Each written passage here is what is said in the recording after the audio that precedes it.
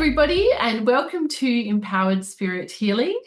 Today, I have Brice Watson with me. How are you going today, Brice?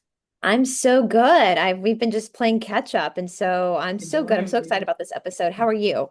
I'm good. I'm going really well, thank you. Yeah, it's just warming up in Australia. Millie's come to say hello. It's been getting nice and warm over here, so close to Christmas. We have our Christmas in bikinis and shorts and t-shirts and dresses because it's definitely not a white winter white Christmas over here. It's a very sunny. We have Santa in board shorts and a surfboard. Sometimes it's like that in the South as well. We Yeah, pretend it's cold, but we pretend. Yeah, put the we aircon on. many of Oh, it's yeah, so we cold. I know we turn it way down to make we have I have many pictures of childhood growing up in Georgia of being in shorts on Christmas. Yeah. And I was always so jealous of people up north in America Oh, who I had snow on know. Christmas. I was always so jealous that like a Hallmark movie And I would watch and they get like to like Home Alone, and I'd be like, why have they got a white Christmas? like fireplace going. I'm like, we've got the air conditioning on, Yeah, you we're know. trying to cool Um, down. I know. So yeah, it's the weather is changing a little bit here. It's cooler than it was. It's cooler in the mornings, but yeah, I know our friends up in the north though, they're preparing for to be hit hard with snow and unfortunately down here in the South, I've said this many times before, but it's one of the charms of the South. When they think it could potentially snow, and usually it doesn't, they might just say freak, it might get a freak drop in the weather, and oh no, it might snow. All the church ladies think the apocalypse is coming, Jesus is coming back. The Piggly Wiggly, which is a grocery store chain down here, sells out of bread and water and milk. And toilet paper. People hunker down, everything closes down. No one goes anywhere because we don't know how to drive in the snow. And so our school is so every in the north, I don't know what Perth would do if we saw snow. I probably don't the know if same it ever thing that happened. we do down Yeah, here. We freak we'd the freak F out. out. We just think everything is nobody has like I don't I just like a year ago bought gloves. I had gloves for snow skiing as a kid, Hmm. but no one has gloves in the winter time here because it's not needed. Yeah. So if there are freak days where like we'll have a snap or maybe one day it will snow, you'll see kids playing outside with socks on their hands because It's the next best thing. no one has gloves. What's a glove? Like, what do you mean a glove? What are you talking about? What's that? So, um, you'll see people like layered in sweatshirts because some people just don't even have like winter jackets. Yeah. Um, Well, they just I don't. often complain about this because being a Vata, like predominantly Vata, I really feel the cold. Yeah, me too. And our winter's really not that bad at all compared to like England or something. But I'm a wuss in winter and I really like to rug up. And I often complain that Perth just does not sell proper clothing. Like you'll go and buy, an expensive jacket and it's like this thin, and you're like, Yeah. really? But that's because Perth just does not really get that cold. Whereas if you were to go over to like Sydney, Melbourne, it gets a lot colder over there. And then like in Sydney, they've got like the snowy mountain skiing where it snows, and people go to Thredbo and places like that to experience snow and skiing and things like that. But in Perth, it's just, yeah, it sounds a lot like Atlanta, really. Very similar. I do have a really nice heavy jacket that I got a couple years ago that's really heavy, but it's mostly for like when we go hiking in the winter because when you go up into the mountains, it's way elevated. So Yeah. they might get they don't still like if it snows up in like Clayton, Georgia or Raven County, things still shut down because it's super dangerous because of the way the curves are, but it's a lot colder up there than it is down here because it's so elevated. And so when we go on those long over Thanksgiving, we did our 10 miler again. And so I had the heavy jacket on for that and stuff like that. And it is worth it having just like one good jacket. But if you're from the South and you don't leave the South, then Probably not much it's really, point. there's no Yeah. need. There's no need. A light jacket is fine. I'll tell you guys a funny story. I don't know if you guys have this in Australia, but so growing up, in Atlanta is kind of like the middle of Georgia, but like northern middle. Hmm. So Alabama's like 2 hours. And we were talking before we started filming, driving 2 hours is not that big of a deal here in Australia or in the United States. It's such a big country. I mean, people typically will drive an hour to 2 hours to work every day. Yeah, So easily. Hmm. when I say this, this is normal for the United States. I know our friends in like Europe or smaller countries might think this is crazy, but this is very normal for the United States. We had a lake house growing up. I did, my dad did, my parents did. And that is common down here for people to have like a lake house or like a beach house because it's so hot in the summer. Mhm. And we had a lake house in Alabama on this lake. And it was this tiny town in Alabama. There was like not even a stoplight. It was just like a stop sign. I think now they have like a blinking stoplight. It's so small. And so, and in the winter, so in the summertime, I loved going to the lake house because back when I was a kid, we had jet skis. And back when I was a kid, there wasn't an age. At 8 years old, I was driving a jet ski by myself around the lake without my parents there to monitor me with Mhm. no life vest on. Now you have to be like 12. There's legal now but back in those days, they just sent us out there to fight for our own lives. And so I loved it in the summertime because we got to play in the water and jet ski and water ski. And some of my friends' parents had houses on the lake, so you could just get on a jet ski and go to their dock. But in the winter time, I fucking hated it as a kid in the winter Mhm. because this lake house had no cable. So this was for the young ones watching. This was before the internet. So you had TV. But my parents didn't have cable because it was a lake house. So there was a TV, but there was no cable. So we just had like a VCR where we Yeah. had like a couple of movies, like The Never Ending Story was one and like E.T. Like those were the movies we had to watch, my sister and I. And in the summer it was fine because we were outside all day. But in the Mhm. winter, as an adult, I can see the beauty of it now of going up there and being quiet and it's so dark up there. But when you're a kid, that's so boring. Yeah. So we were up there. I was probably in middle school. So that would be somewhere between sixth and eighth grade. So somewhere between the ages of 12 and 14. And we were up there one winter. Now, our spring break happened for me as a kid. We were on a trimester schedule, and I went to a private school, so it was different than like the government schools. Their spring break was a little bit later in the year. Ours was always in winter time, our spring break, because we were on trimester. And so we would always fly out to Colorado and go skiing. So when I was a kid, that's why I said I had gloves for skiing. We would always go to Telluride, and my dad almost moved us to Colorado at one point. We almost moved there. And so we had like ski gear. We had all this stuff. But anyway, because we would snow ski in Colorado, proper snow skiing, proper. So this one time we were up in the lake house in Alabama.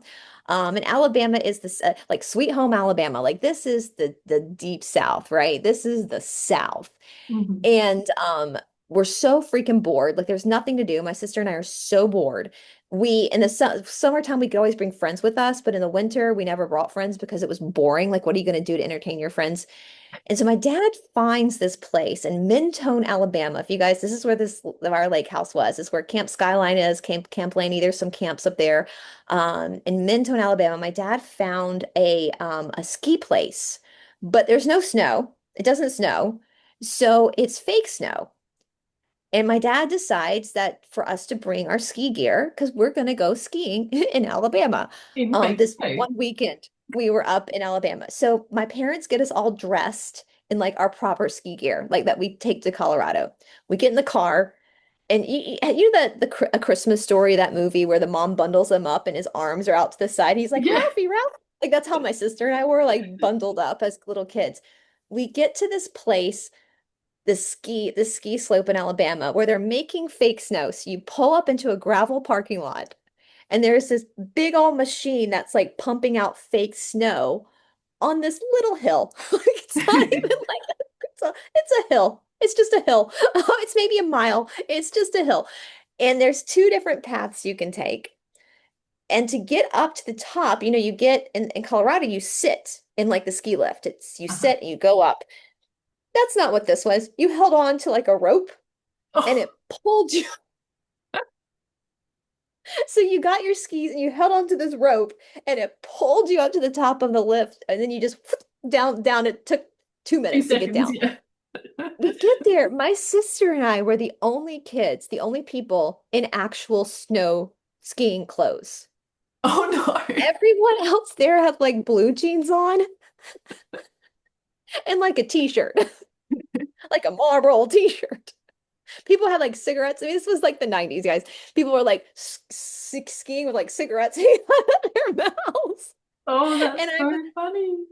and the way that it came out at the end, there wasn't a whole lot of areas to like to stop yourself. And my sister and I knew how to stop because my sister and I had taken ski school in Colorado, so we knew how to like stop. But most of the people in Alabama didn't. So they would get on their skis and they would go straight down the mountain. And it was like if you couldn't stop yourself, the gravel of the parking lot would soon stop you. Oh, ouch. Oh no. I wish so much. That is one time in my childhood where I wish that my parents, no one had a cell phone back then, right? I Yeah. wish they'd had a cell phone to Oh, film this and to stuff. film that. I still think back about that and I'm like, we must have stuck out like sore thumbs. I mean, the fact that we were like in these fancy ski clothes and Yeah. if that place, let me know, let us know in the comment section, guys, if you know of this place in Mentone. I don't even know what it was called. I should look it up and see if they still are in business because it was Um, fantastic. So anyway, I know that's a little bit derailed of a story for what we're going to talk about, but that's our winters here in the Yep. South. Got the fake snow going on. Fake snow and Billy Bob smoking a cigarette and drinking a Yeah. Budweiser. Oh, I And love Tammy it. Sue is stuck at the top because she can't get off the rope and her jeans got stuck, her Levi's got stuck. That's that's a no, ne'er a person has goggles on, ne'er a person has gloves on, except for my sister and me. Yeah. The So professionals. You two are the the professionals. professionals. Yeah. Um, I'll tell you guys, well, my mother always loves to tell the story. The first time, one of the first times we went out to Colorado to snow ski. Um, I was probably like 10 or 11. And I'd done ski school, but my parents also got us private lessons as well, just to make sure we were safe. Because skiing can be dangerous, and so I get that. Like they wanted to make sure, because they were going to let back in the dark ages, you just let your kids go, and we would Mhm. just go ski by ourselves, and a lot can happen. And so I was taking this my private lesson with this instructor, and my mom was there with me, and she was teaching me how to do this stuff. And so we went up to the top of this run and the to go down it with the instructor and it went down and it curved, but there was like this little fence and over the fence was the black slope, and so which is the hardest slope. And so I'm on the top and the I was young, I didn't care. I was not, when you're young you're not concerned about breaking your leg. I'm still kind of that way Unless you at would the be. I'm still kind of a daredevil like that Oh, I you was know not. I was like, no. terrified. Yes. I just don't think I understood exactly what could happen, but so I'm at the top and I'm just so ready to go. And so the instructor's like telling me stuff, like reminding me, like, we're gonna have to turn sharp here. I'm like, okay, okay, okay. I push off and I go Oh no. straight down the hill. I didn't turn. I hit the fence and flipped over the fence, and it was a pile Oh. of snow. So I flipped into my mom said they saw me, they saw me flip into the snow. Then I landed, and my mom said all you could see were these two snow skis just sticking up. And my mom said it was dead silent. And so my mom knew how to ski. My mom and this instructor went down and they're like, "Oh my God, Brice, are you okay?" My mom said she was panicking because it was quiet. Yeah, I And would my be mom said panicking. all she could hear was me going, tee hee hee. I just started laughing. And you're just laughing. Oh my goodness. My Wow. mom said all she could hear was these two skis and just this laugh, this like little kid laugh, like because I thought it was fun. I thought that was fun. So I thought that was the point. You flipped over and you landed in the snow. Oh my So, gosh. Are you one of those crazy people that likes the scary rides? I'm not a scary ride yes, person. I like a challenge. I think that's why I'm an Ashtanga practitioner. I like a Uh-huh. challenge. I That makes sense. um I like doing hard things. There was one time too, I've said this before, that blue-eyed people, so I just learned this, but this explained something that happened to me as a kid. Apparently, people with blue eyes are resistant to snow blindness. I Ah. didn't know that. I just learned this as an adult because of where the blue eyes come from, obviously Northern Europe, like where it snows a lot, so that we can see in the snow. People with blue or green eyes have the ability to see better in the snow, Mhm. whereas darker eyes tend to have what they call snow blindness, where you can't. And the only thing I can compare this to, because again, it doesn't snow here in the southeast ever. I was on a skiing trip probably in the eighth grade. So I was a pretty proficient skier at that point, but I'd gone with our church group with a bunch of my little girlfriends on a ski trip. Mhm. And a bunch of us, we were probably 13, 14 at the time. had gone up to this lift. We'd gone up, up, up where it was a harder run.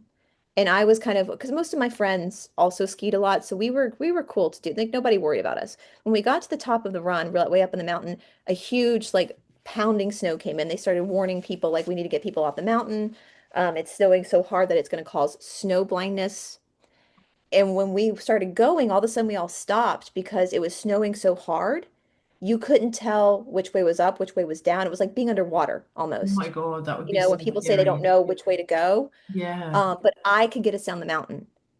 I just said, all right, guys, just follow me. I was able to get us down the mountain. And even though I couldn't really see, Ooh. and so I think that might be what they were talking about. I didn't know I had blue eyes. So I didn't know that at the time that I had an ability to maybe figure something about. So anyway, that's just trivia for those who don't Wow. Well, know. that's interesting for all those blue-eyed people out there.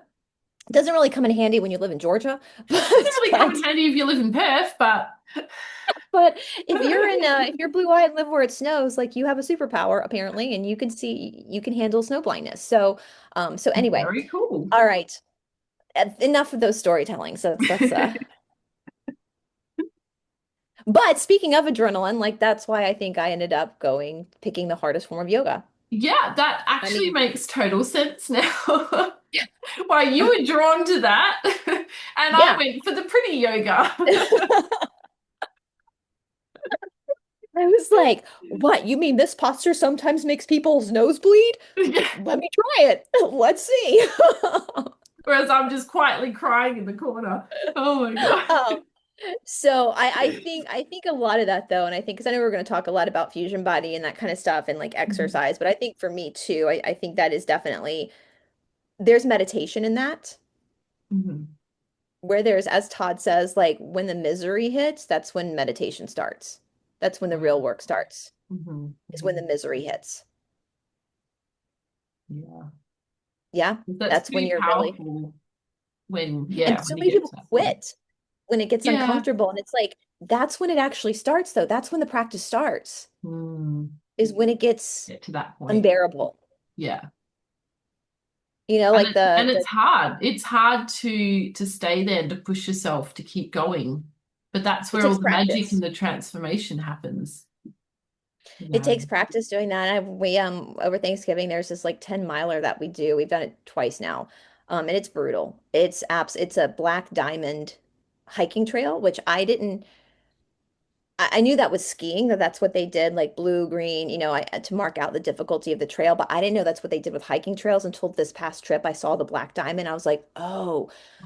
And you basically with this trail, we've always just been the only people on it, which makes sense now. It takes like t 3.5 hours to finish it, but you're going down the mountain and then you're coming and going right back up the mountain on foot. Oh, wow. And Okay. I don't know what's harder. I don't know if Todd and I have debated this, if going down the mountain's harder or going up the mountain's harder. It's so Mm, steep that when you're going down the mountain, like both of us fell twice going down the mountain because it's so steep that you're gripping yeah. so I could hard. almost imagine it would be easy to go up.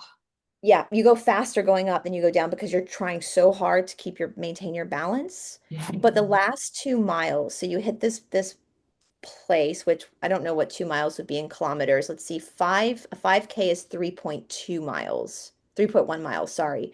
So maybe like 3K left, Hmm. manageable. Like after you've already done 8 miles, like 2 miles is nothing. But the Yep. last 2 miles is just straight uphill. Like you are climbing up the mountain. And when we were doing this trail this last time, we stopped at the marker and like Todd kind of stood there for a minute, like catching his breath. And it was just kind of, and he kind of looked at me and goes, "This is what it's about. This last 2 miles is literally what this hike is about because this is the most miserable we're going to be. Our heart's going to be pounding. We're going to be our body's already exhausted and we have no choice. That's how we get to the car. We have Yeah. no choice but to take on these. Sorry, Robbie's going to start barking because there's a dog outside if y'all hear Robbie barking. Um, and Robbie was a champ. He handled it like a Yeah, I champ, was but gonna say, how did Robbie go? he was fine. He was fine. And the way Todd said it, he was like, "This is what it's all about. It's not about the beginning where it's easy and it's fun and you're like, oh, look at the flowers. Look at, Yeah. it's the With end. stupid flowers by that time. I know, where you're literally like negotiating and begging and pleading for mercy, but you literally have no choice Well, if you want to but get to come. home and yeah, you can't, you just have to. Yeah, sorry guys. I don't know if you can hear Robbie. He's howling out the window because another dog dares to be going to the bathroom outside, you How guys. dare How dare that other dog go to the bathroom? There's only room for one good boy in this neighborhood, right, Robbie? it? Um, yeah, but that's what it's about. And that takes practice. Like that, you're not gonna find that groove your first time. Yeah, well, you know what? It's interesting, but something I've really learnt this year is really to start getting comfortable with the uncomfortable. Mhm. And that is Yeah. something I've never really practiced in the past, even in terms of healing. I've always wanted to kind of do healing because I've wanted to stop living in pain because I felt like I lived so much of my childhood and younger adult years living in depression and anxiety and I didn't want to live in that pain anymore. So I thought, well, the solution is to heal, and it is. But what I'm learning now is that the darkness, and when you have those dark night of the souls, that's those moments, that's when the magic happens. And it's exactly the same as exercise. When you Yeah. have those times when you're in sore and you just don't want to, you just want to stop and you feel like you're going to throw up. And but then you just keep going, and that's where the transformation happens. And I've noticed as well that if you get to where it starts getting a bit tough and then you stop, you don't get results. Because Mm-mm. I've done that No. majority of my life. I'll get to as, oh, it's getting a bit uncomfortable now. Okay, I'm going to stop now. And Yeah. you don't get results from that. You get results from when you push through and really take your body to the next level. And it's the same with healing. So many people will not even consider doing healing work because it's painful and it's uncomfortable to go there. But once you get through that, man, you're like a whole new person when you come out the other side. And it's Because pain is incredible. real. Mhm. Pain is real. Yeah. And pain brings you to a place, whether it's emotional pain or physical pain or both, it brings you to a place of honesty. Yeah. And vulnerability. Mhm. The And ego it can't, breaks your ego. yeah, the ego can't be involved. If you are in a place of physical or emotional pain where it's that uncomfortable, the ego can't, all the ego is trying to do is to get you to run away Yeah. because the ego can't pretend anymore. Hmm. And if you just stay, then that's where the honesty comes out. Even because sometimes I don't even think we know. We're so delusional sometimes, all of us, all humans get Hmm. into these like delusional states where we ignore we push the pain down. Yeah. But yet we still feel lingering effects of it. That's why we want to fix it. And so in order to fix it, we can't keep pushing it down. We have to let it come up. And once it comes up, it's very real. And it brings you to a place of total honesty that you didn't even parts of yourself you didn't even know were there. Yes. And it brings you to a place of surrendering and releasing. And the more you present that pain to the light, the faster it's going to heal. Sunlight is a disinfectant, you Hmm. know? And so, and that's what I always love about the mice. I always laugh about this with the Mysore classes. You know, you see these Vinyasa flow classes where people are dressed super cute and like Lululemons and like their hair's done pretty and they've got makeup on and jewelry on and their outfit matches. But then you go into a Mysore room, people have their pants on backwards, Yeah. nothing matches. Yeah. No Like makeup. no makeup on. It's and people are literally like having their own come to Jesus moments. They're having on Yeah. their mats, and it's a very real experience, and it's very raw. That's why when you walk into a Mysore room, sometimes you can feel energy. Like even though it's quiet, you just hear breathing and you hear like low talking with the teacher and students. The Hmm. energy in the room is just it Yeah. like it's just like pregnant with just energy and so it is people doing their work and releasing and Yeah. dealing with their own thoughts in the process, you know, and most of that is wanting to it's okay, Bubby. Other dogs are allowed, they're absolutely allowed to go poop outside. I promise. There is more room. Other good boys can be here too. Although you're the bestest good boy. You're the bestest good boy. Um, you know, and that when you're in that situation where your mind is telling you to quit or to run, again, that's when the practice really starts because then you have to observe the thoughts because that's the second sutra of the Yoga Sutras, Yoga Chitta Vritti Nirodha, right? Like you're not your thoughts. Mhm. You're not your thoughts.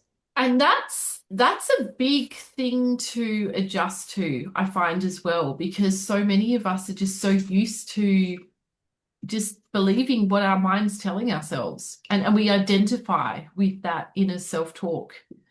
And it's actually kind of dangerous sometimes because it can take you down It down can a take you victim in. mentality. It can take you down, Mhm. a bad path. It can make you make not the best decisions sometimes.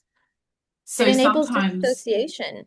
yeah. And so I have actually really been working on lately because I've gone, like I mentioned on my posts on empowered spirit healing, that I've been offline for a little bit for a few weeks there because I've just gone through a bit of a rough time. But the most powerful thing I think I've learned during this little dark night of the soul moment that I had was really about surrendering, just surrendering everything to God, the universe, the creator, whatever you want to call it. I just literally just said, yeah, I don't know what else to do. So I'm just leaving it all up to you and I'm just moving forward. Yeah. And that's sometimes what you're being asked to do is to let go. That is the literal flow state. It's not the Mhm. class. It's you being able to settle into the truth of your life and moving with that dharma. Mhm. And you know, and you'll probably go through more. I still go through Oh, yeah. dark nights. I mean, Oh, I know there's It's lots more constant. to come. Yeah. But it's not going to stop until you leave this earth, right? Like and No, then next life, I but just I want our think audience to know that. Yeah. but I It's think still, what's changed for me this time is that and it's been happening slowly, is just that I'm starting to get more comfortable with those moments now. Whereas in the past, I used to panic and I used to think, oh my God, am I going to be like this forever? Am I just going to be depressed and like this forever? Whereas now I understand it's a cycle thing. It's like you're nature, it's like purging. the seasons, we have our ups and we have our downs. And I think knowing that it's not going to last and that you are going to get through it is really, really powerful. And then you can start to get more comfortable and lean into it. And it's the same with exercise as well. You know that you're just going to be feeling that burn, that pain just for a few minutes, just lean into it and get through it. And then you're going to come out the other side a stronger, healthier person. And that's so worth it. Yeah, it's my actually the mantra my mom would say tell us all the times is as kids, this too shall pass. Hmm. Hmm. The bad times and the good times, this too shall pass. And Yeah. that's what you're observing because again, the big foundational hook of all spirituality is Prakriti and Purusha. Hmm. If you don't know what Prakriti and Purusha is, then you're way off course when it comes to spirituality. Prakriti is nature, Purusha is the soul. The two are not the same thing. Yeah. Prakriti was created, it's the creation of the soul. That's why it's important to be in your body because it was created by the soul, but it's not the soul. It's a tool used by the soul. And Hmm. as Patanjali ponders in the Yoga Sutras, he basically says, man suffers. We suffer as human beings mentally, like we go through anguish. I mean, it's that Simon and Garfunkel song, right? Hello, darkness, my old friend. Yeah. Sound of silence. I've come to speak with you. Yeah, that's what it is. And Patanjali's like, okay, well, you're suffering. We as humans suffer because who we think we are isn't actually who we are. So, have you heard it said, Paula, that all fears can be traced back to our fear of mortality? Like every single Um, fear, whether it's of a snake or heights or peanut butter or a color, peanut butter. I mean, I'm just random stuff, like random weird fears that people have can be traced back to mortality of Mhm. not being here anymore. Interesting. And but that and that so that kind of backs Patanjali's thesis and his theory that all suffering comes from mortality and that all suffering comes from us being confused with who we actually are. So we come into third density with a veil and with amnesia. Yeah. We have to have a veil. We need to be lost. Like that's part of the journey and the wisdom gained to make choices in third density, right? So we're never going to exist in third density without amnesia, without a veil. It's vitally important. This is part of the game, right? So our whole journey, it's not necessarily remembering who we are, because remembering is a form of prakriti. So prakriti is nature. So nature has two laws. Prakriti is two laws. The first law is It has a birth, a life, and a death, a beginning, a middle, and end. So even the house that I'm in, the building that I'm in, the house Paul is in, is part of Prakriti. It was built once. It's in life now. At some point, many years from now, it probably 200 years from now, will be bulldozed and something else will be there, right? Look at the seasons changing. This is all a cycle of Prakriti. And because it has a beginning, a middle, and end, a birth, a life, and a death, it's always in states of change, in Mhm. fluctuation.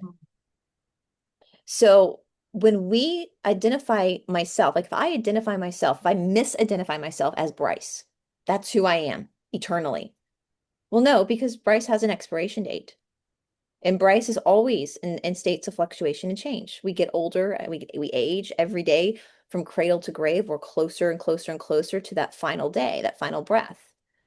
So that's what's causing the suffering, is because I think I am Brice, but I know Brice has an expiration date. So Mhm. therefore I suffer because I then mistakenly think that I expire. But the Yeah. soul But doesn't know death. yeah.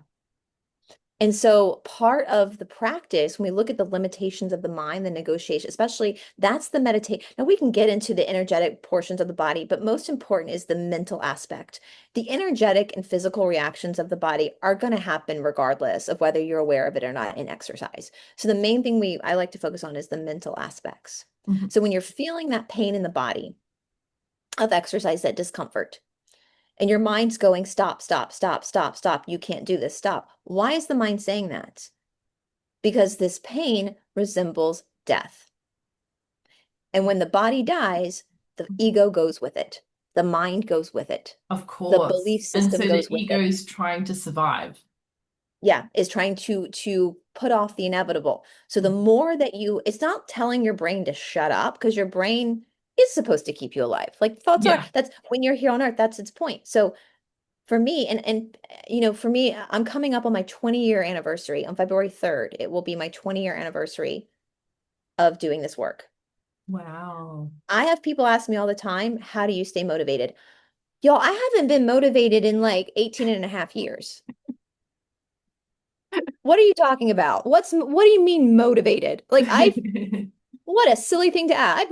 I was motivated maybe the first year, maybe the first 6 months I was doing this. That was the honeymoon phase where everything felt great and it was interesting and it was new and it was cool and I was in love with it. And then all of a sudden I woke up one day and I was like, this kind of sucks. Yeah.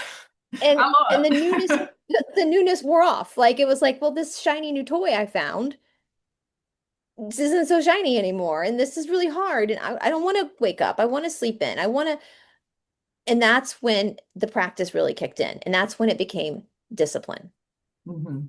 Hmm. which is where we get the word disciple from, which is where we get the word in Sanskrit, sadhana, a sadhana.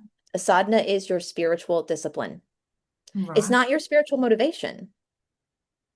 Motivation is that fickle mistress that only comes around when she wants to come around. But Mhm. discipline, that's your spouse. That's what's going to get you through the dark nights of the soul, is getting up and getting on the mat. Every single day I wake up, I don't want to get on my mat. Every morning, I know I get up first thing I think is I'm thinking of excuses as to why I shouldn't practice today. And then I have to go, okay, well, thanks for that creative escape. Now Yeah. let's get on the mat. Are you done now? Are you done now, mind? Let's now get on the mat and let's do the work, you know? And so when you start to understand that your thoughts, these negotiations of the mind are not really you, but more Hmm. the false sense, and that part of that illusion of self, delusion of self, the Maya, um, that's when you start to observe more. And that's all that yoga, the act of yoga, whether that's yoga in running, yoga in asana, yoga in dance, whatever, yoga in divorce court, yoga in bankruptcy court, yoga at a funeral, when you can observe the emotions for what they are, but still just know that there's a part of you that will always live on. And it's not and that's again, I think that's where a lot of the Christians get it wrong when they talk about resurrection. It's not your body. It's not Mm. your body. Prakriti has nothing to do with God. Prakriti is a play of the soul. It's the soul playing with itself, right? It's a game. I liken it, Paula, to, I know I say this a lot, to an amusement park, right? You have all these different roller coasters. Yeah, you have the scary ones, the fast ones, and you have like the lazy river, you have the water slides, you have the food stand, you buy a ticket into the amusement park, and then you get to choose which ride you get on. And what is that ride doing? It's simulating an experience for you. Mhm. In that moment of being on that roller coaster going upside down when you're screaming and you feel the adrenaline, it's very real because it is real in that moment. You're feeling it. But are you the ride, or are you the person in the seat that's going to get off the ride? Mhm. Are you your body, or is your body the stimulant your soul picked to have the experience, to learn? And I've said this before, in the rides that go upside down, so many people put their hands up, and your initial reaction is to just hold on to the seatbelt. But what happens if you just put your hands up and let the ride be the ride? Nothing. You have fun. You enjoy. You still learn the lesson that if I put my hands up, inertia, physics is going to keep me in the seat as I enjoy the ride. Same thing in spirituality. When you learn that your reactions, your thoughts are not really you, then you can put your hands up and just enjoy the ride. Mhm. Yep. Yeah. Because when you get off, you get to go pick the next ride. Maybe next ride will be the lazy river ride. Yeah. I Yeah, think that'll be my one. it's so funny with Lou that we've been the entity we've been channeling. We were like, why did we pick to come back here? And Lou was like, because you love it. Yeah. And Todd and I were like, no, we don't. And Lou was like, no, your soul loves it. Yeah, I'm so in agreement with that. So I mean, I've said many a times, like, why am I here? What am I doing? Like, I just want to go back home wherever home is. But I totally agree with that so much. I think our soul absolutely loves it and chose The to be ride. here because it's challenging and because if you think about it, I mean, I like to think of the video game. I like to think of the Jumanji movie. I love the modern Jumanji movie. It's so good with all the actors. It's so funny. Um, but if you think about it, like if you're before you enter the game, if you're completely whole, you're completely loved unconditionally, all your needs are met, you have everything, you've got abundance, there's nothing that you need. It would get a little bit boring. And Yeah, you wouldn't learn anything. you would want to explore and try out different characters. And so then you'd go to the video game, you'd choose an avatar, choose somebody that's going to have this problem or that health problem, or they're going to become rich and then they might lose it all, or they might, just whatever experience. And just think of all you can learn from that. And it would be so much fun. So I can totally see how our soul would love it. It's just that when we get here, because of the amnesia, we forget. And then we're You're like, like, oh what the shit, oh hell are shit, we oh doing shit. here? It's, and that's the thing too. It's and I want to clarify too, if you're new to like working out, again, we want to be smart about this. You're not gonna go run a marathon your first Mhm. day. We're gonna start with you walking a mile. Yeah. And you're going to build up and keep going. But and I've said that before about the Mysore room, the biggest difference between a beginner student and an advanced student, it's not the ability. Like, yeah, the advanced student is going to have more physical ability. That's just science, right? But the biggest difference is their faces, because the advanced student is able to take on hard things and maintain relatively calm face, where the Uh-huh. beginner is going to be way more expressive because because the advanced student has learned through all those years of building up to the place where they are, all the obstacles, the pain, the friction they face to open their body to a particular place, to be able to like stand up with their leg behind their head or do a back handspring and catch their ankles like we do in Ashtanga in the advanced series. To get to that point, they've already crossed a lot of really hard bridges. And Uh-huh. so they've learned over time the outcome. They've learned their own resistance of mind. They're able to observe it, allow that resistance and that nagging mind to be there and be talking to them while they continue to inhale and exhale, remain calm, and move forward anyway. Whereas a beginner, if the minute they hit something hard, they jump back and react. They physically react. They react to what their mind is telling them. Mhm. And so if we think about how that transfers then out into life, it brings you a more calm place to be able to accept life, to be able to Yeah, observe it the builds friction of life. resilience, doesn't it? Yes. It's kind of like people that are in the army or the navy and they're just being thrown into all these extreme situations so that they build up that tolerance and that resilience so that they stay calm in any In any situation. situation. And that's what we're doing because at the end of the day, this is just a ride. You're just on the Superman ride. That's Mhm. all you're doing. And but we don't want you to be a psychopath. Like you're not, that's not the point of yoga is to be emotionless. Yeah, No, of in course. fact, you're supposed to feel everything that your nervous system is here to give you.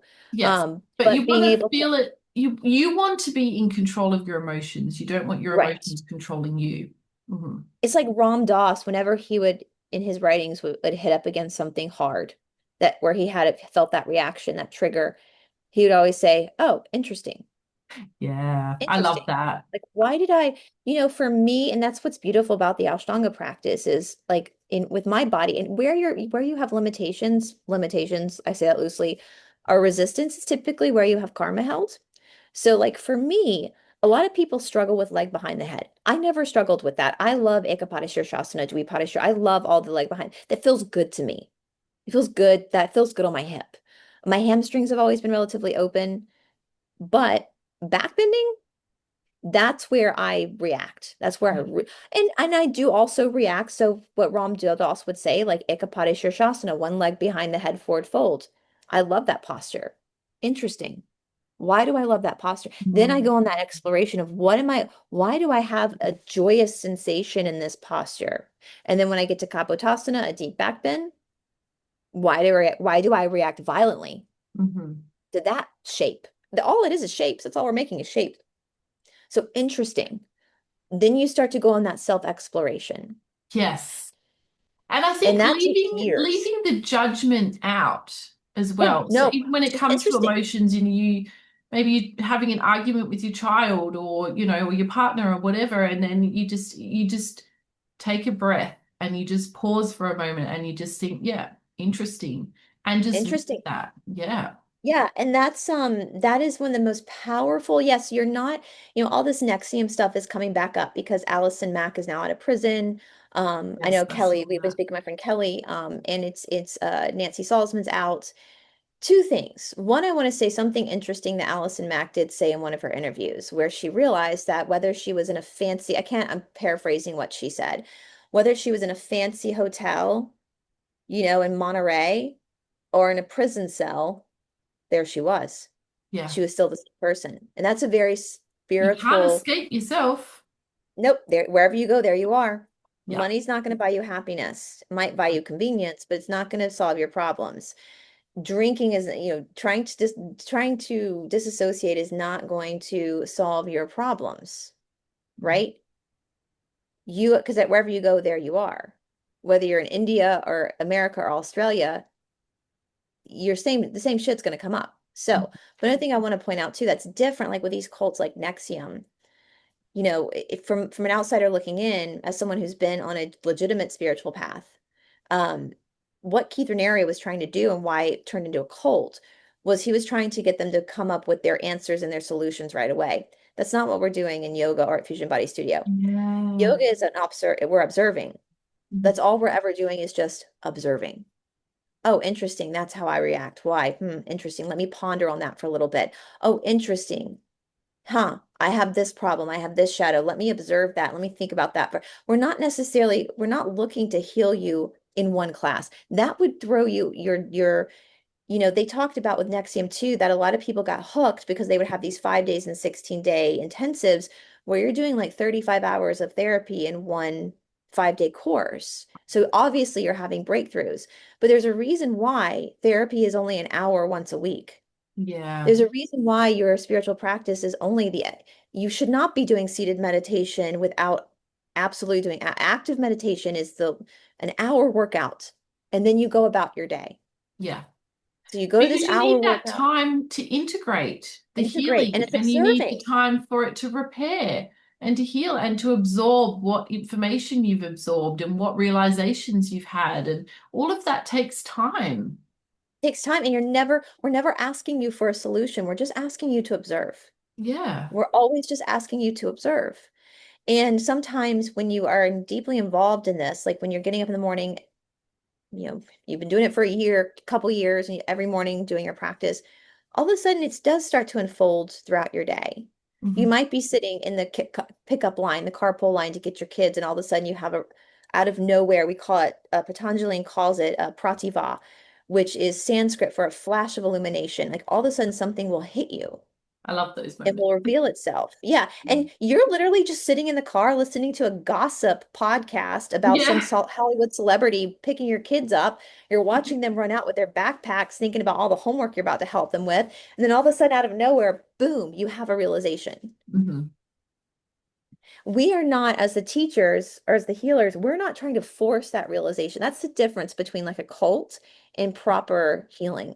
I'm never going to try to force you to have, I'm just going to ask you questions as your teacher and keep you working to put you in a place of observation. See Hmm. things you don't see, maybe mention them, and then let you observe. You're always just in that place of observation. Does that make sense? Yes, and well, the thing is that, we want to see people happy and improving from our platform, but we're not, it's not about getting results. Like I think the thing is very ego driven with what's his name again? Keith Raniere. Raniere. Keith Raniere. Most cults are. Yeah. And we're not the ego. Um, Listen, the ego's the false and sense of self. Yeah, Yeah. because if he's wanting results like that, boom, boom, boom, it's all about, getting more people on board and saying, look, this we can do this and we can break through and we're better than everybody else and all that kind of thing. I mean, do you think that's what was behind? Yeah, and it's all about the prakriti and not that the when we're looking for you to observe, we're just wanting you to be in Purusha. And like we've had great questions. Like I get this question a lot, and I love when people because you do have things, for example, this is something minor, like the yoga fever, for example. And we had that Yeah. question a couple of classes ago where someone's like, I get headaches sometimes after, and it's like, oh, I'm so glad you asked me. I'm glad you observed that. I'm glad you've noticed that. Hmm. You're detoxing. It Yeah. will pass.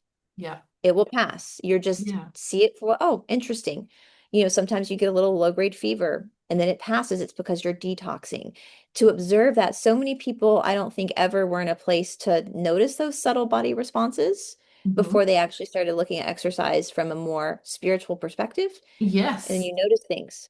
And Hmm. if you have a question, if you're not sure in that observation, you just ask. Yeah, And that's what we're if I here don't know for. the answer, I'll tell you I don't know the answer. Yeah. I'll be honest, but most of the time I do know because I've had it happen to me before as well. Hmm. And so that is something that is important to recognize. And when you are having the yoga fever, that's the one time we don't exercise is when you have a fever. Because your body is turning the heat up on its own. Because that's what exercise is doing. It's turning your body temperature up, right? And so at that point, we just rest and we let the fever pass because the body is pulling something out that you've unlocked. You've unlocked that, Yeah.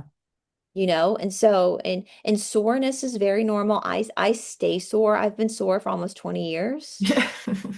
Just get used to it, don't you? Get used to it, just is what it is. Something, and But it's I interesting for actually me. enjoy that now. And it's so funny because sometimes my girls will have like a big day at school where they'll be doing some particular sport thing and then they'll be like, oh my God, I'm dying. I'm so sore. And I'm like, hey, that's a good sore. That's It's a like your good body's sore to rebuilding. have. It means you've used Your muscles muscles are that you haven't used for a while. even for me, like some days I'll wake up and I'll do my practice and a couple days later, and I'm still practicing, obviously, but I'll notice like maybe my glutes feel a little differently. Hmm. And after almost 20 years, it's like, huh, what did I do different? Like, what did my body drop to another level? Like, is there something I need to like? It gives me information, even 20 years on. Yeah. It gives me Well, information about the ever you never shifting stop. tides. Hmm. Yeah, it never stops, does it, the journey? But I think No. another thing that we're very passionate about is the self-healing. We want Mhm. people to feel empowered within themselves. We don't want Yeah. people looking to us and being like, "Oh, you tell us how what to do." We're just there to guide you with different Hmm. ideas and different things. And also we've tried to really offer like a big broad range of things because like you've got a broad range of exercise classes and things, and we've got a broad range of different courses, spiritual courses, workshops, because we're trying to offer, um, you know, different things that are going to work for different people because Yeah. no two people are the same. And I think that's another thing with the whole cult situation is that they're like, we found it, we found the one way that you can, heal or go to God or go to heaven, whatever the cult is about. And it's their way and that's it. That's the only way. And that's what I Yeah. also just don't feel uncomfortable with religion as well, because Yeah. it's that There's so way. many And ways. yeah, but there's so many ways to heal, and you just have to do what's right for you and try different things. All the trees in the forest are different, but they're all facing the same light or Mm, reaching for the same light. mhm, You do have to exercise is foundational to all of this because your point I've had people say, well, I'm in a wheelchair. I've worked with people in wheelchairs before. There's always a way to work around it. It's not going to, as you're saying, it's not going to look the same. If you're in a wheelchair, if you have, you know, cerebral palsy or something, it's not going to look like the person who's 22 and was an ex-runner or gymnast. Like it's not going to look the same. It doesn't matter. That does not, you're not, this isn't sports. You're not performing on a stage. mhm, We're using your body to bring your mind into mental focus within the body, within the actual experience of the body. mhm. Because spirituality is about you getting in touch with your spirit. Yes. It's not about you channeling another spirit or pulling tarot cards and talking to the great beyond. That's that's not it at all. That's disassociation in a lot of ways.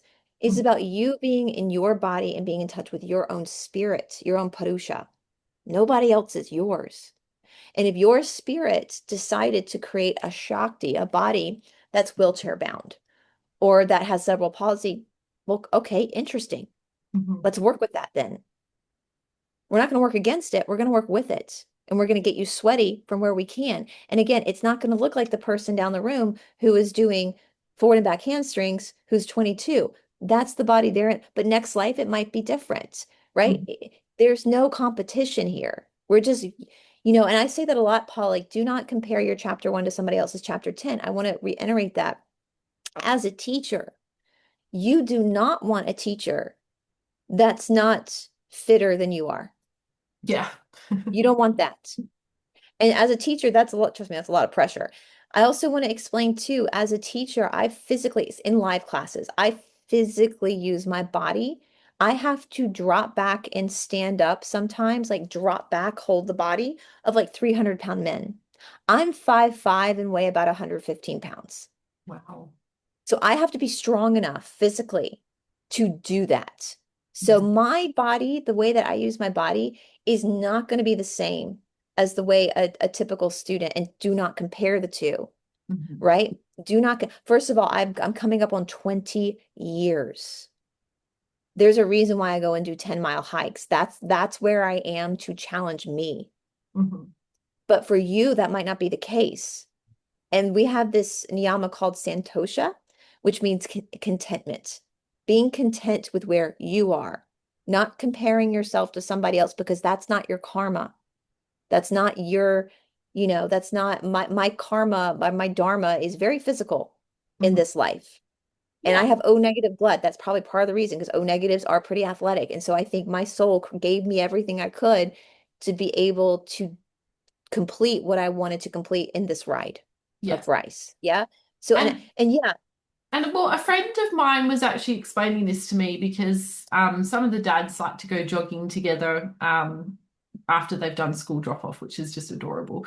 And and one of the dads was explaining to me, he was just saying, you've got to look at it this way, because I was just saying, oh geez, I don't know if I'd be that, this was a while ago. I've definitely gotten fitter since then, but I was just saying, oh, I don't know if I'd be that fit to join you guys for jogging. And but he was just saying, look, you've got to look at it this way. It's like for one person, maybe doing a 20-minute jog is going to feel quite challenging and quite hard for somebody that's quite new. And yeah, then somebody that's a lot more experienced, maybe doing a 40-minute jog, is going to reach that same level of yeah, yeah. challenge. It's all about So the challenge. Absolutely. you're both reaching the same level of challenge. It's just different. It's just different because of how much experience you have. It's just the same as like, Beginners are so be lucky if you're a beginner. You don't need much to challenge you. For yeah, when you get yeah, to me, it's like you're constantly finding things to challenge yourself. It's that's why we have 6 different series in the Ashtanga yoga system, and nobody is doing sick like very maybe 1 or 2 people in the world are in fifth series. Like we're talking super crazy. I mean, primary series alone is considered advanced compared to vinyasa flow. It takes about 10 years just to complete primary series. yeah, But mhm, Todd says it best. He goes, there are 6 series because everyone needs to find their challenge spots.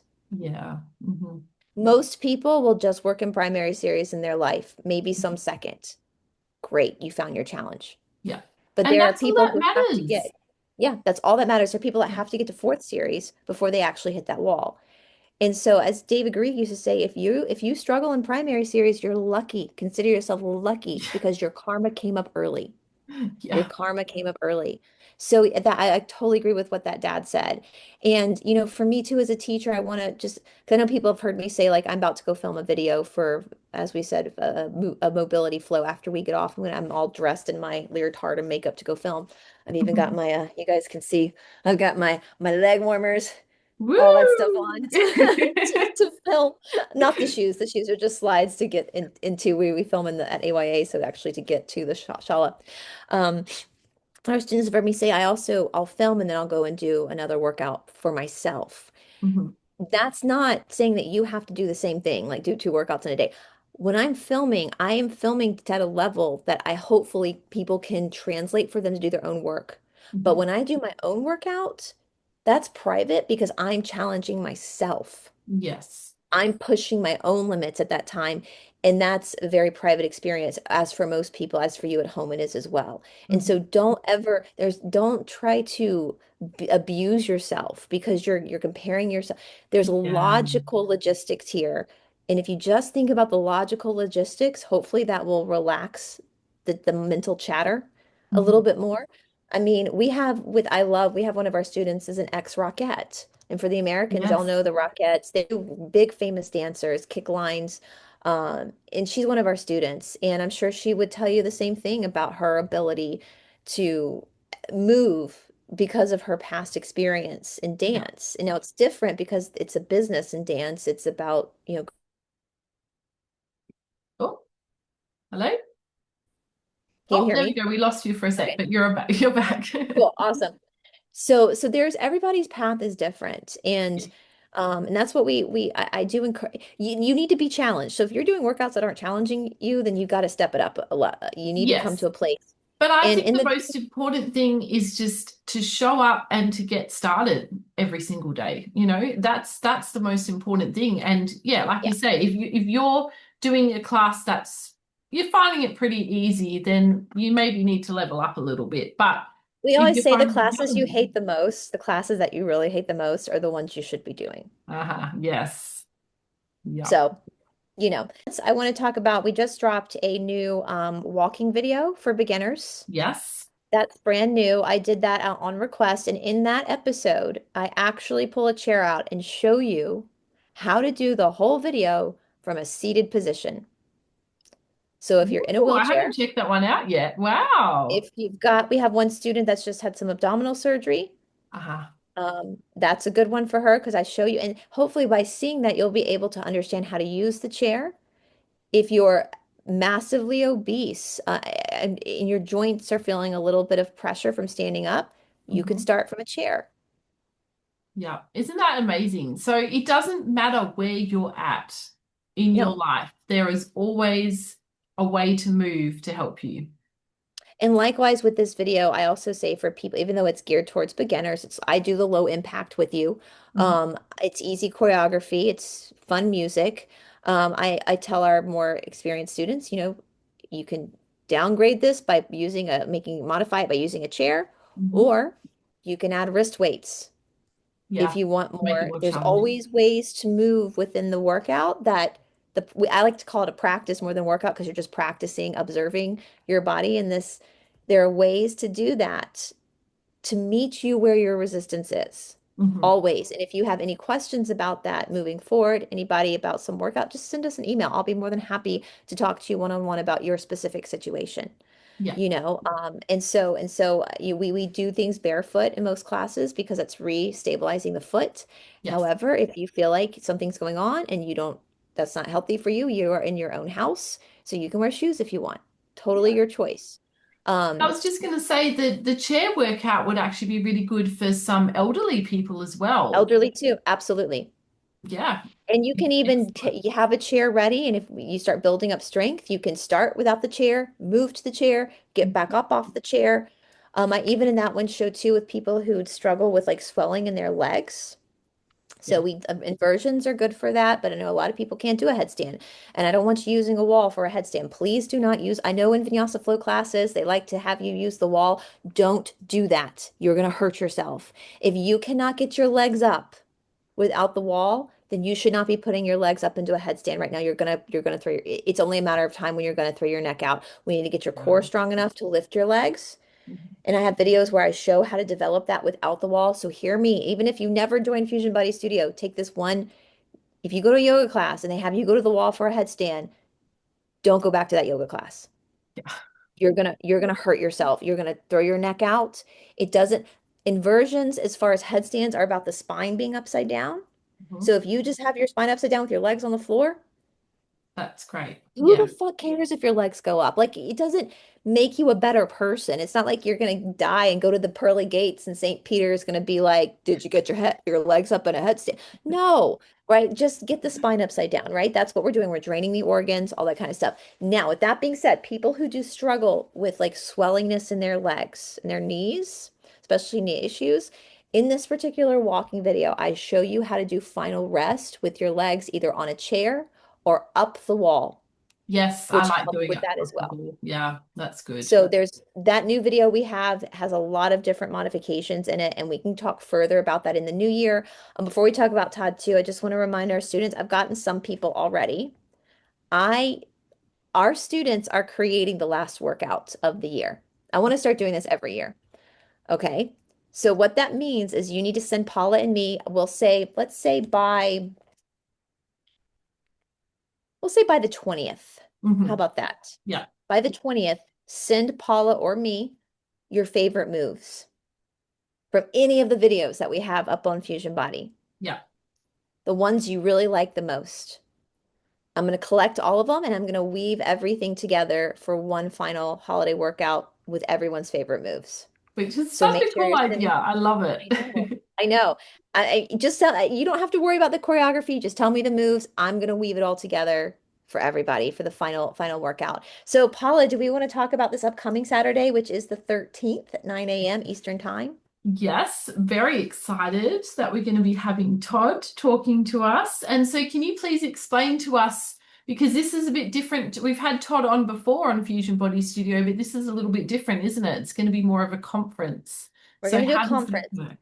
So this is something we do in the Ashtanga world a lot. It started back when actually Todd in the 90s when he was going to India when there was only like 10 of them. They would go to the Joyce's house at night in the afternoons and they would just sit in the living room and just ask Patabi Joyce questions.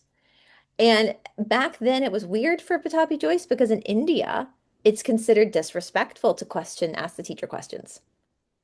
But he soon learned that in the Western world, that's actually a sign of respect, that you're curious and you want to know more. So Yes. it started off with people just coming to the Joyce family. Literally, Patami Joyce would be reading the newspaper, watching TV, and someone would just come sit there and be like, "So tell me about Prakrit," and he would sometimes answer the questions and sometimes not.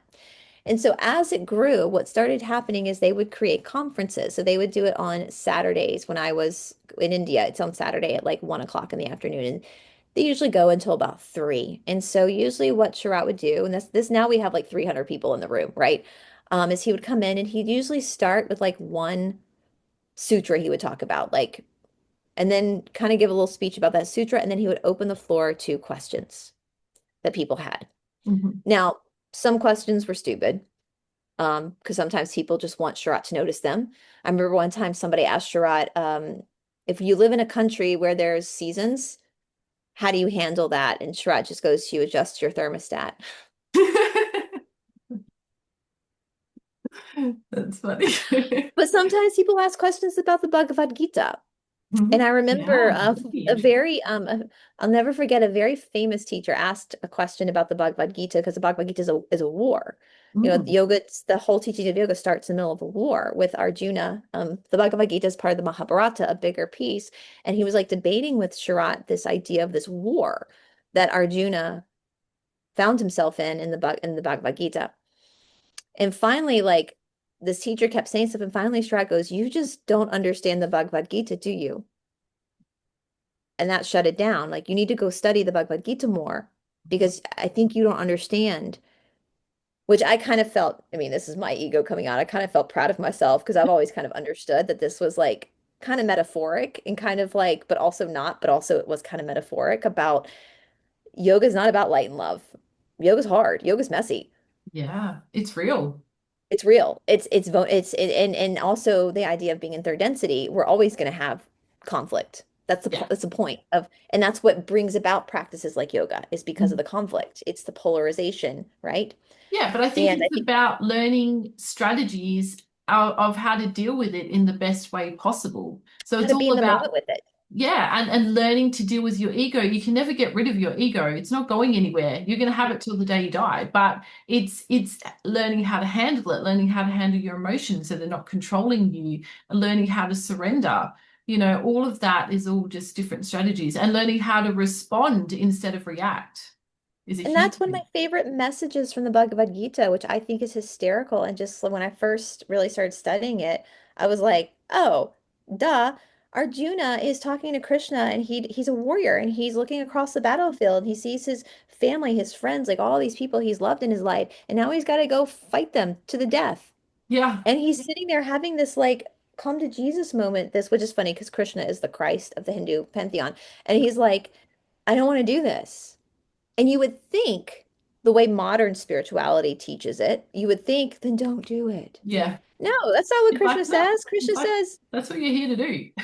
you're a warrior. Yeah, Toughen up, Buttercup. Go be a yeah, warrior. That's what you picked in this life was to do this job. yep. So do this job Hmm. while he's playing his flute, Yeah. And I it's know, that's what accept I the had to tell my predicament. 6-year-old this morning. You have to go to Yeah, school. I'm sorry. You're at one of the best schools in the entire world. I would love to go to your school. So suck it up and yeah. go to school.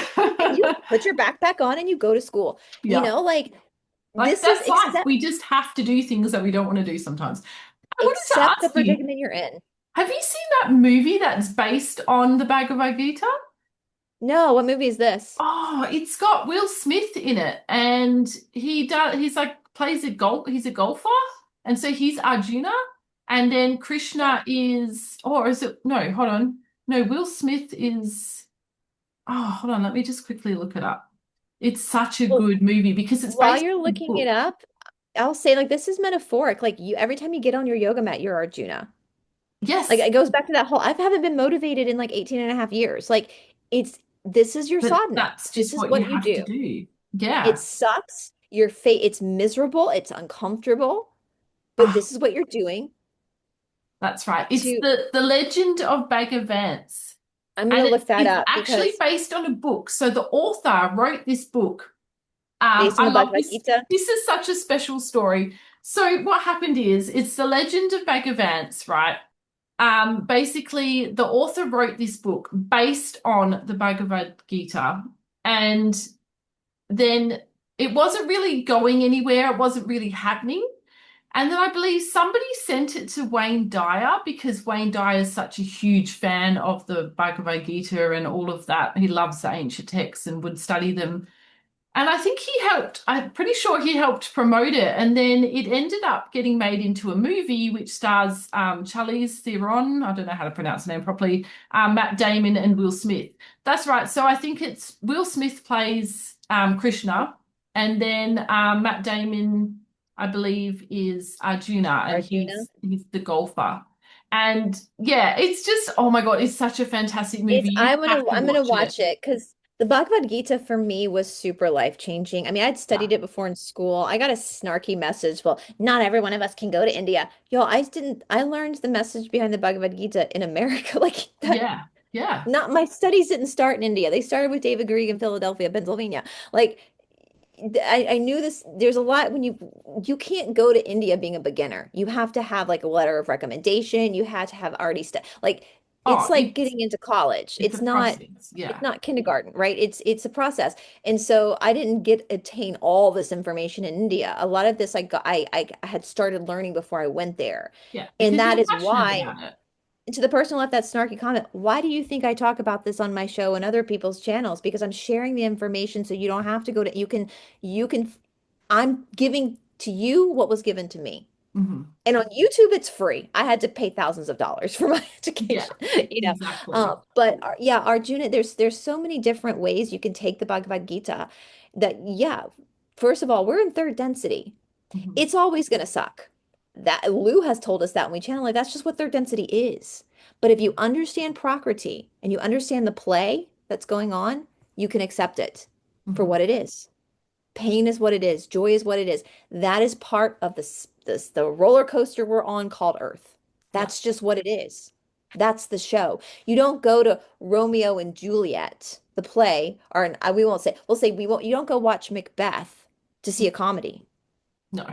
Because Romeo and Juliet can kind of be a comedy at times. That's why I changed it. Or like the picture of Dorian Gray. Like that's one of the most the sh books that you'll ever read by Oscar Wilde, but it's so enticing because it explores the human darkness. You don't read Dorian Gray for a comedy, Hmm. Hmm. right? We knew our soul knew what it signed up for when it came here. It came here Yeah. for that strife. It came here for that suspense. It came here for that adrenaline. It's not going to go away. We can't stop the show. And it also gets into free will too, because sometimes what happens in the fake spiritual community is they try to spread love and light. That's not your job. It's Hmm. not your job. Your Your job job is is here to to allow, feel the pain and to yeah, embrace it. and to allow others their karma. Do not interrupt somebody else's karma. Yeah, that's really important. Yeah. You can't And do and that. that's been a big lesson for me as a mum as Mhm. well. Because with your kids, you just want to protect them. You want to stop them from falling and hurting themselves. But if they don't fall, how are they going to Right. learn how to walk? You know? You're the safety net that will be there to help them, Yes, of teach them course. how to course correct. But Yeah. yeah, we can't, and as spiritual people are like, I'm going to meditate and send light to this. Don't do that. You're taking away people's free will, and that makes you selfish. Hmm. That's you serving your own ego. I'm going to send light to these people who didn't ask you to do that. It's Who different if didn't you're ask in a you. in a group and somebody's message says, please, please send me Yes. some prayers and some love. Of course, then you are allowed to do that. But for people Yeah. that are sending it to people that haven't asked for it, that's going That's against free will. that's you in your own ego, and you are interrupting somebody else's karma, and that's going to build more karma for you. It's the same with these things, right? Like if you're anti these things, that's for you. I'm anti these things, Hmm. but I would never take somebody else's free will choice away. Yeah, that's right. I would express my opinion if they asked, Hmm. but I'm not going to go and put like fake stuff into this and ha ha ha trick them for the greater good. No, you're interrupting their karma. Hmm. They have to learn that lesson. Their soul picked that because at the end of the day, the soul knows that it doesn't die. It just gets on another ride. Yeah, exactly. And we Yep. can't try, you can't renegotiate God's plan. Like, who do you think you are? And I think sometimes people get these spiritual egos where they think they're like helping people when all they're doing is helping their own ego. All they're doing is feeding into their own narcissism that they know what's best. You don't know what's best. You don't No. for And all somebody you need to else. worry about is you and the Is work that you. you've got to do because that's And that people, enough. That is that's enough enough. work in itself, Yeah, let and you alone can come, worrying and about other sometimes people. I think when people try to like overstep their boundaries with other people, it's they're disassociating from their own shit. They're looking at Exactly. It's a peeking over the fence to look distraction. at somebody else's backyard instead of cleaning up their own backyard. Yeah. And so that's a distraction as well. Yeah. And I just, for me as a teacher, you as a healer, when people come to us, that's when we step in to help. Yeah. But Because they're otherwise, asking. They're yeah. asking for our help and our advice, and then we will guide them. But we're not going to be telling you what to do. It's like people watching this video right now that is hearing this stuff. If you Yeah, don't if want you to don't hear it, like just it, turn the video off. yeah, go to the next one. Go to the next video. We're not forcing people to watch this. I find that funny on YouTube. You see that so many times, and not just on my channel, but other channels, people leave comments, and it's like, But why did nobody's you? making you watch it. It's like nobody's making you watch this. This is your free. You're here for your free. You are watching this by your own free will choice. Nobody's forcing you to watch this. You can go to another. There are billions of channels on YouTube. You can go watch something else. Mhm. And so you have to be very respectful of that. And that's the Bhagavad Gita as well. Is like you have your own battles to fight, and we all have our own crosses to bear. Nobody gets out of this world alive. We all have our own. That's why we came here. We didn't come here to save a planet. We didn't come here. We came here to be humans. Yeah. I think too, people see it a lot. We're like, I'm in the fifth dimension. That's called gaslighting. No, you're not. You're right here on planet Earth with all of us. Do not gaslight people. Don't fall for that shit where someone's like, I'm in the fifth dimension. They're delusional. Hmm. They're right. If you can see them and you're talking to them and on the planet, they're right here with you in third density. Well, yeah, There's no, because you wouldn't even see them if they were in a different no, dimension. you wouldn't But see the if they were thing there. No. is, I personally believe that yes, we are here and we can experience pain, but we can also experience heaven on earth too. And that's our Yeah, it's choice. all in the mind. But it's in the mind. You have to do the work to get to that point. You're Yeah. not going to just experience heaven on earth if you just sit on your ass watching And if you're TV. in a good mental space, that's not the fifth dimension. No. That's you experiencing yoga in third density. Hmm. That ego about being better than, why are you here to try to be better than anybody else? We all have our Because, strengths, we all have our weaknesses. I know I'm a good teacher. I would be a terrible surgeon, yeah. right? I'm terrible with math. I just don't do math. I hate math. I'm good enough just counting 8 counts in classes. Like we all have strengths and weaknesses. Yeah. And Yeah. on a cell So level, on a soul level, we're all completely and utterly loved yeah, by source, by the by universe. source. And the So funny thing is what your strengths in this life were not your strengths in the past life. You've had exactly. different strengths. So it doesn't, you're not better than anybody else. You're Mhm. not.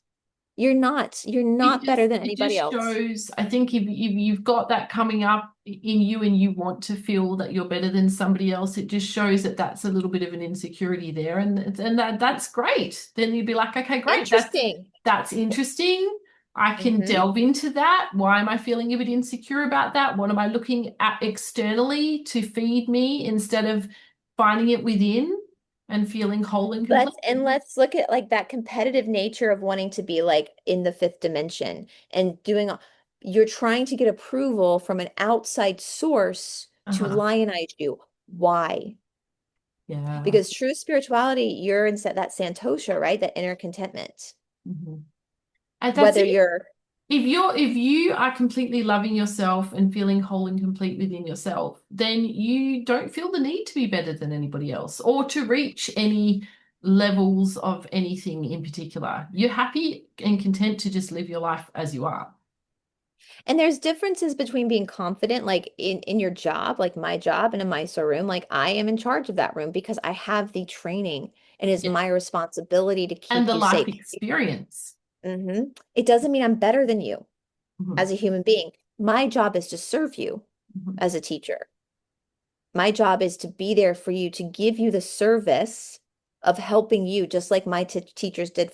My teachers, I have so much respect for them. They are amazing teachers. I would always default to them, but they never made me feel like they were better than me. Mhm. They were just the authority in the room because that's what I wanted from them.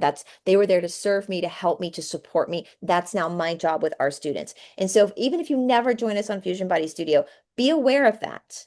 Yeah. A teacher's job is to serve you. They should be fitter than you. They should have an element of tough love with you because that's what you're paying them for. And they should know what they're talking about when it comes to safety, when it comes to spirituality. But once you're out of the, like, once I shut down my room, like I sat yesterday after teaching with a couple students and we talked about the Diddy documentary and how funny, like just as 3 girls just sitting there, like I wasn't Brice the teacher anymore. I was Brice living in 2025. We all watched the Diddy documentary that 50 Cent put out and we were laughing about how funny 50 Cent is. I became, after leaving class, just myself again. Like I'm not Yeah. teacher anymore. I'm just sitting with 2 people that I enjoy. And we were shooting the shit about the Diddy documentary, When we walk back into the room, I'm their teacher again. And so that's important as well. Like with the next same thing, they put Keith Raniere as Vanguard. No, Oh, I know. I know. no, he's a It human was being. strange, Like, wasn't so anyway, so if there's anything else you want to add to that, Paula, just about that level of how hands-on a teacher should be and like I'm just a teacher. Yeah, well, even with like spiritual coaching and things like that, it's funny because when I first started learning about being like a spiritual coach and helping people with healing and things, I always was a bit nervous because I was like, oh, well, I don't know what to say to people. I don't know what to tell them to do. But that's not what it's about. If you have a No, life coach that's advising you and telling you what to do, they're not doing it properly. Nobody is no, supposed to be telling you what to do. As a life coach, or as a spiritual coach or anything like that, you're supposed to be guiding the person and asking questions so that they can find the answer within themselves. So if they're telling Yeah. you what to do, find a different coach, basically, First whether and it's a foremost, business my coach or job life coach or anything. in a live class, first and foremost, my job is to keep the students safe. Yeah. My first and foremost is to watch their alignment to make sure they're not going to hurt themselves. That's the first thing. Second thing, it's to guide them emotionally and physically and spiritually through the practice. And when I feel like they're pushing up against that line of like limitation, I will stop them. If I Mhm. feel like they're pulling back, I will pull them forward. Right. But I don't give life advice. Like people try to ask me, people have asked me about nutrition before, and I always say, go see there's an Ayurvedic center in Marietta. I'm like, go see the Ayurvedic, figure out what your dosha is, maybe work with times, but I'm never going to tell people to go on a specific diet. That's not my job. I'm not a therapist. I'm not going to help you. If you come to me as a teacher and confide in me because you're going through some trauma, that's going to inform the way I teach you in the classroom. I need to know that so that I can teach you in a particular way. But I'm going to recommend, I'm going to ask you if you're seeing a therapist. And if not, I'm going to say, here's some healers and some therapists. I think you also need, I can help you here. Bless you. But I need you to also be seeing other professionals too. Yeah. So there's boundaries that Absolutely. teachers have. Absolutely. We're And there's teachers. different roles. There are different, like, there's dietitians. They're the ones that are meant to help you with what you should be eating. And, sometimes we need to go to a medical doctor for certain Yeah, things. There's yeah. there's a physiotherapist if you have an injury that you need to work on. Well, there's all these different people are experts in these different roles for a reason. For a reason, that's And their job. And yeah. that's my job, that's Paula's job. And Mhm. we are specialists in what we do. And if there's something else going on, we're like a doctor, we're going to refer you to another specialist. Absolutely. Yeah. Um, I will tell you before I'm gonna pull up the email for Todd's conference, but one time somebody asked Sharat conference, there's a coconut stand outside the shala that we all, after we practice, we meet and have a coconut. Someone was like, how many coconuts should I be drinking after practice? And Sharat was like, as many as you want. Next. As It's many like, as you I don't want. Like, care about your personal life. That's on you. yeah. You drink as many as you want. But I wanted to share this because I get emails as well from, so I'm going to share the email we just sent out for you guys for Todd. And if you guys can hear, Robbie is now cleaning his wiener. So if you guys hear weird noises, that's just what boys do. So boys will be boys no matter what species they are. So here's the email we sent to our students. So for anybody interested who wants to join us who's not on Fusion Body Studio. Dear Brice, we are thrilled to invite you to a rare and special opportunity on Saturday, December 13th, 2025 at 9 a.m. Eastern Time. That's my time zone, New York City time zone. Fusion Body Studio will host a live conference with Todd Roderick, a KPJAY authorized Ashtanga teacher and director, founder of Ashtanga Yoga Atlanta. He's one of the most senior teachers in the Ashtanga world right now living. Um, about Todd, he's been a committed student of Ashtanga since 1995, making him one of the most experienced Ashtanga instructors in the southeastern USA. Starting in 1997, he spent multiple extended trips studying at the original Ashtanga Yoga Research Institute in Mysore, India, learning directly from Sri K. Patabi Joyce and later his grandson R. Sharat Joyce. In those days, classes were limited to only a dozen students. That's really important because now they're much bigger classes. In 1998, Patabi Joyce personally gave Todd permission to teach us the Ashtanga system. He remains formally authorized by KPJAYI. Beyond asana, Todd has studied Vedic chanting for many years and in 2004 was certified to teach it, offering a bridge between yoga, chanting, and spiritual practice. Todd also uses a unique breadth of interests, breadth, I can never say that word, of interests, of his teaching, decades-long experience in healthful cooking, especially South Indian cuisine, herbalism and natural healing, plus creative arts, music, and gardening, which speak to his holistic approach to lifestyle, health, and yoga. And so during this conference, you will have the unique opportunity to ask questions about yoga philosophy and deeper meaning behind the practice, Vedic chanting and its role in yogic tradition, spirituality through the lens of classical yoga, movement, exercise, and functional strength within the Ashtanga framework. This is kind of or anything. You can ask about the Bhagavad Gita, you can ask about the sutras, anything you want. So this is happening. This conference again is happening on Saturday, this upcoming Saturday, December 13th at 9 a.m. Eastern Time. It's only going to be on Fusion Body Studio. As you can see, this link has been emailed out. And so we do, Paula, if people want to join this conference that are not a part of Fusion Body Studio, we do have 7 days of a free trial when Yeah. people sign up. And if you decide to stay with us, we'd love to have you. You can use my name or what Paula's name for 20% off. Is there anything you want to add to that, Paula? That information? No, I'm just really excited about it. I think it's going to be amazing. And Yeah, I'm Todd's just, a wealth of knowledge. yeah, he's great. And we are moving forward in January of 2026. We're going to hopefully be doing a Vedic chanting class every month because that was such a success I know with we Todd. had such good feedback from that. People really loved it. And that's going to be tier two. So that's under tier two with Vedic chanting that you'll get that once a month with him, a private chanting class. Chanting's powerful. When I first started practicing yoga, I wasn't super interested in chanting like a typical Westerner. But the more I got into it, the older I got, I really appreciate chanting. It does, the vibrational frequency does do a lot to help with things. So, all right. This has been fun. Awesome. I could talk all day about this stuff. I know, it's so great, isn't it? We got Millie here. Yeah, she's joining in. She's adding in her 2 cents. Yep, she's adding in She's her enjoying her purrs. second density life. Yep, she's adding her high vibrational healing with her purrs. Yeah. And think about animals. Animals never don't they never try to be something they're not. Yeah, that's true. I Billy's a agree. cat, she's gonna be a cat. Ravi's dog is gonna be a dog. Like, so why are humans, They're why not are we always trying to be identifying as something else. they're not like, I'm in the fifth dimension. I'm so much better. I'm the bestest cat in the world because I'm in the fifth. No, they're like, I'm a fucking cat and I'm gonna be a cat. Yeah, That's the spirituality. You're a human, be a human. Be a yeah, human. That's enlightenment. We can't really be enlightened in this life, but the closest thing we can be to it is you being in your body and being a human yeah. Being and yourself. not blowing smoke up your own ass, Hmm. about something you're not. So, you know. All righty. Millie's so cute. Look at her. She's so funny. Awesome. Well, thank you so much for joining me. And yeah, we'll chat again soon. So, bye everybody. Bye.